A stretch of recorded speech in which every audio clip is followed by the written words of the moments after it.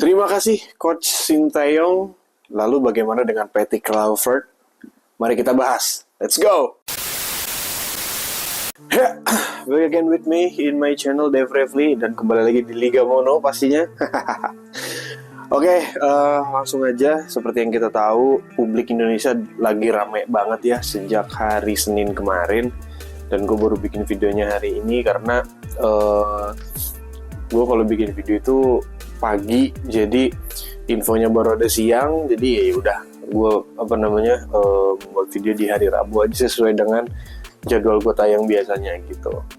Publik kita diramaikan oleh berakhirnya kepelatihan Sintayong di timnas Indonesia ya gitu. PSSI sudah melakukan mutual agreement kalau misalnya Sintayong tidak diperpanjang atau bukan tidak diperpanjang ya, pekerjaannya sebagai pelatih Indonesia disudahi per hari Minggu kemarin gitu loh, atau sebelum-sebelumnya lah gitu. Dan ini meramaikan jagat maya masyarakat Indonesia. Ramai banget di timeline, di Twitter, di Instagram, di TikTok, dimanapun semua bersedih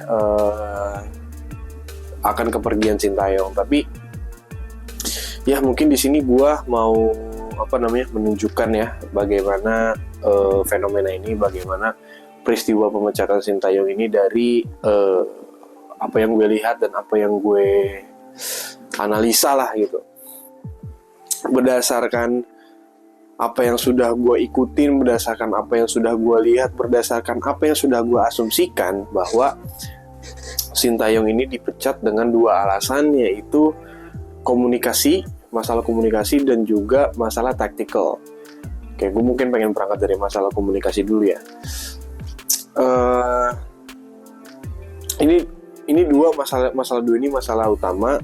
Mungkin ada masalah-masalah kecil lainnya yang mungkin itu yang menyebabkan ini tidak bisa menjadi pertimbangan lagi gitu untuk kedepannya gitu. Kenapa masalah komunikasi? Ya dari 5 tahun lah ya kita melihat Sintayong menjabat sebagai pelatih timnas gitu. Beliau makin kesini makin semenjak datang pemain diaspora semakin banyak translator ya gitu. Dari yang penerjemah ke bahasa Inggris, penerjemah ke bahasa Indonesia, penerjemah ke bahasa Belanda juga gitu. Jadi translatornya udah ada 3 gitu loh.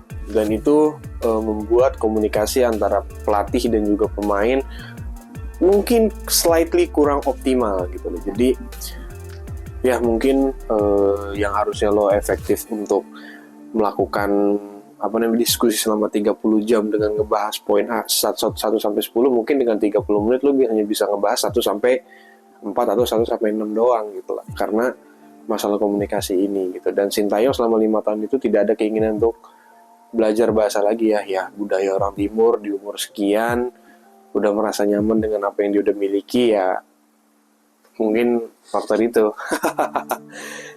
Tapi gue paham kenapa masalah komunikasi menjadi satu alasan besar, karena step lu akan jauh lebih besar gitu loh. Dan lo di negara luar, mungkin kalau di negara sendiri nggak ada masalah lo komunikasi dengan pemain, lo komunikasi dengan federasi lo dan lain-lain segala macam, karena pemain lo dari bahasa kalbu yang sama gitu loh.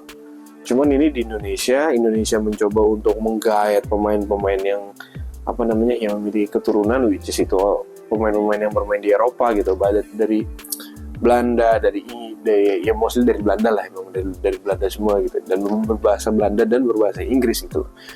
Sementara kalau lo masih dengan idealis lo berbahasa Korea, ya akan sulit ke depannya, apalagi ke depannya level lo akan naik. Kalau lo akan bertahan di sini aja dengan level komunikasi lo, ya mungkin itu juga yang akan membawa ke bagaimana lo menerapkan taktikal lo gitu loh. Makanya 2 hal ini menjadi 2 hal yang krusial dan 2 hal utama alasan kenapa Sintayong dipecat gitu loh. Lo udah mau masuk ke Piala Dunia dengan level pemainnya seperti ini, lo harus come up, lo harus step up gitu loh. Itu dari masalah komunikasi, dan itu tidak dilakukan oleh Sintayong gitu.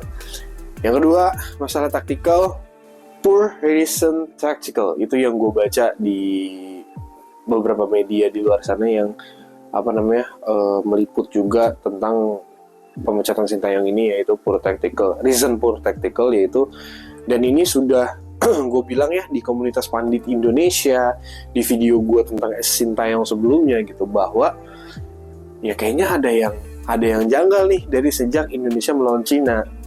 Itu yang gue bilang tuh, ternyata kondisi ini sudah muncul atau sudah ada ketika Indonesia melawan Bahrain. Bahkan udah dari sebelumnya, tapi gue melihat ketika melawan Cina, karena setelah itu baru ada polemiknya di situ, baru kelihatan sebuah bumbu-bumbu permasalahan internal tuh ya di match melawan Cina.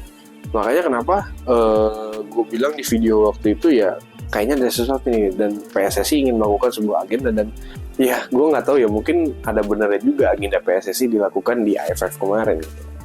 Balik lagi ke reason poor tactical. Apa itu reason poor tactical gini? Ya seperti yang gue bilang juga di sebelumnya, dan akan gue bilang juga di sini, Sintayong ini suka, ya bahasa kita nih, bahasa orang awam tuh ngide lah. Sintayong suka ngide tentang starting line up yang diturunkan di match-match krusial atau di match-match penting gitu. Ya contohnya nggak usah jauh-jauh kayak lawan Cina kemarin lah gitu loh. Lawan Cina kemarin yang harusnya kita bisa meraih full point, tapi karena mungkin ada sedikit perubahan dalam starting line up yang membuat kita jadi nggak maksimal dalam permainan, jadi membuat kita kehilangan 3 poin di situ, atau kehilangan 1 poin juga gitu. Dan PSSI melihat, oh lu udah aneh-aneh nih, lu udah macem-macem nih gitu, maksudnya lu udah dikasih pemain yang harusnya menjadi starting lineup yang bagus, yang kuat, tapi malah lu otak-atik lagi gitu. Mau sampai kapan lu otak-atik? Gue nggak mau sampai nanti ketika melawan Australia away, lawan Bahrain di sini, lawan Cina di sini, dan lawan Jepang away, lu bakal ngotak-atik terus. Dan gue nggak mau kalau kita lolos ke Piala Dunia seadanya, amin, lo di Piala Dunia masih tetap ngotak-atik dan tidak menemukan pakem permainan lo dengan baik gitu. Mungkin dalam skema permainan sudah menemukan sistem dan pola permainan ya, cuman dari starting lineup yang harusnya lo pasang pemain A, malah lo ganti dengan pemain B, C, D yang harusnya nggak lo lakukan gitu. Lo boleh melakukan itu, tapi bukan di kualifikasi tempatnya. Nanti pasti ada saatnya gitu di FIFA Match Day, lagi friendly match atau apa, tapi nggak di match-match krusial seperti ketika laga kualifikasi Piala Dunia berlangsung gitu. Dikasih lah AFF. Oke, lu kalau misalkan mau eksperimen, lu masih eksperimen lah nih. Yaudah, gua kasih deh nih si AFF. Lo bertanggung jawab di AFF gitu loh. Kalau emang lo jago, kalau emang lo sehebat itu dengan idealisme lo untuk ngotak-ngatik starting lineup, gua kasih kesempatan lo dengan pemain muda ini. Kalau emang misalkan otak-atikan lo berhasil, oke, kita mungkin akan mempertimbangkan lagi gitu. Dan ternyata kita lihat coach Sintayong di AFF seperti apa. Ya buat gue sih jadi kelihatan ya agenda PSSI terhadap Sintayong itu bentuknya seperti apa ya. Buat gue cukup kelihatan dari situ. Dan akhirnya gagal di AFF. Banyak dari kita yang nggak setuju bahwa nggak fair kalau misalkan alasannya cuma AFF, tapi gue melihat alasannya nggak cuma di AFF. Di AFF itu adalah merupakan sebuah kasarnya kalau misalkan orang mau gagal dikasih kesempatan dulu nih, dikasih kesempatan krusial untuk bisa menyelamatkan dirinya, tapi dia tidak berhasil. Nah itulah Sintayong, kondisinya seperti itu. Gila, gue bahas begini 10 menit. Dan ya gue juga ingin mengucapkan terima kasih lah gitu kepada Sintayong. Banyak prestasi, banyak rekor yang sudah diciptakan oleh beliau di timnas Indonesia juga. Dan ya lu namanya bekerja di dunia profesional ya nggak ada kata kasihan, nggak ada kata apa, semua target, semua perform, semua harus bagus, ada hasilnya. Jadi kalau lu tidak ada itu ya, apalagi publik kita kan lu tahu sendiri gitu loh, maksudnya nggak ada trofi dikit ini. Jadi ya gimana? Inilah yang terjadi gitu loh terhadap Sintayong. Jadi ya banyak terima kasih lah kepada Sintayong gitu loh ya. Gue juga baru gue tuh apa dulu kalau sempat ya gue nonton timnas gitu, tapi nggak sampai merhatiin banget kayak setahun atau 2 tahun belakangan lah gitu loh. Tapi setelah masuknya Sintayong pun gue nggak aktif yang nonton juga gitu, kayak setahun dan 2 tahun belakangan terakhir aja ketika beberapa pemain diaspora datang, kayak mulai dari Elkan Bagot atau dari Mark Klok atau dari Jordi Amat, gue baru ngikutinnya dari fase-fase itu. Pokoknya yang jersey Mills-nya udah kerah lah, nah itu gue ngikutin tuh. Sampai sekarang. Dan melihat menggantinya Patrick Kluivert cocok atau enggak, banyak yang menilai dia dari apa yang sudah dia lakukan di masa lalu, yang sudah beberapa tahun yang lalu. Dan gini ya, gue melihat Patrick Kluivert itu bukan dari track record negatifnya dia, bukan dari track record matinya dia, tapi bagaimana dia datang ke sini dengan dikasih target, dengan apa yang sudah dia punya. Memang itu tidak gampang dan tidak mudah ya gitu loh, untuk Patrick Kluivert sendiri dan untuk PSSI sendiri gitu loh, karena keputusan yang dibuat oleh PSSI ini sangat-sangat bold dan sangat-sangat berisiko besar ya. Tapi ya kalau lo mau sukses emang harus melakukan hal yang seperti itu sih sebenarnya gitu loh. Dan apakah Patrick Kluivert cocok secara budaya? Mungkin iya, secara budaya, komunikasi, secara mungkin kalau masalah taktikal atau masalah bagaimana beliau menerapkan permainan harus dilihat dari match pertama dulu. Gue selalu kayak gitu, nggak bisa menilai dari apa yang udah dia lakukan di Curaçao kemarin, nggak bisa dinilai dan dibawa ke sini gitu. Goblok aja orang-orang yang membawa hal itu sampai ke timnas kita gitu. Memang dari CV kurang memuaskan gitu, cuman ya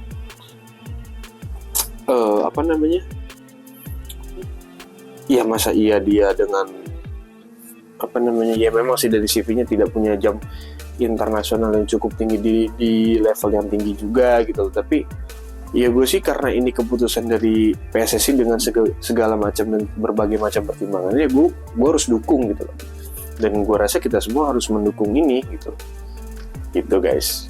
Jadi dari segi budaya cocok, dari komunikasi cocok, dan semoga dari penerapan taktikal, karena budaya dan komunikasinya cocok ini, mereka bisa mengimplementasikan taktikal dan permainan yang bagus dan yang oke gitu ya. Let's fair lah gitu loh, maksudnya walaupun Curaçao pemainnya rata-rata dari Belanda semua, katanya dari bermain di tumbuh besar di Belanda, levelnya beda lah gitu loh. Gue murni dari situ aja sih gitu. Dan masa iya sih Kluivert dengan berbagai tiap kali jadi asisten coach, masa dia tidak punya polanya dia sendiri, sistem permainan dia sendiri untuk timnas kita gitu loh. Gue mikirnya selalu di situ gitu. Kemarin gue juga, ini mungkin gue agak sedikit ngutip dari videonya Coach Jasin ya gitu, dia kasih contoh bagus banget. Pertama kali Pep Guardiola masuk ke Barcelona, pertama kali Mourinho masuk ke Porto, terus juga berbagai macam contoh lainnya yang dia kasih gitu, itu De La Fuente gitu loh. Terus juga ya banyak lah dia pokoknya kasih contoh-contoh di situ. Dan ini yang harusnya menjadi pertimbangan kalian gitu loh. Gak ada yang tahu sebelumnya Pep jago, Mourinho jago, De La Fuente bisa gitu. Maksudnya inilah yang harus dilihat adalah sisi positifnya aja gitu loh, karena kita harus dukung bagaimanapun timnas kita mau masuk Piala Dunia gitu loh. Dan keputusan ini dibuat dari berbagai macam pertimbangan yang sudah dibuat gitu loh. Mulai dari yang terburuk sampai yang paling buruk itu udah dipertimbangkan pasti dengan memilihnya Patrick Kluivert gitu loh. Ya gue sih selalu positive thinking ya, dan kalau emang dia benar melakukan track record yang negatif ya semua orang layak mendapatkan kesempatan kedua dan kesempatan ketiga sih. Jadi ya we'll see what will happen in the future with Patrick Kluivert. ya hasilnya bagus atau enggak ya kita lihat aja bareng-bareng, kita nikmatin bareng-bareng, kita dukung bareng-bareng, seneng bareng-bareng, sakitnya juga bareng-bareng, kita semuanya bareng-bareng. Tapi yang pasti kita harus dukung timnas kita, sedikit lagi langkah kita bisa langsung menuju ke Piala Dunia dan kita bisa meraih itu. Jadi ya gue harap kalian semua masih tetap bisa memberikan support kalian 100% kepada timnas kita yang akan berjuang di Maret nanti. Persiapan untuk Patrick juga nggak banyak, jadi ya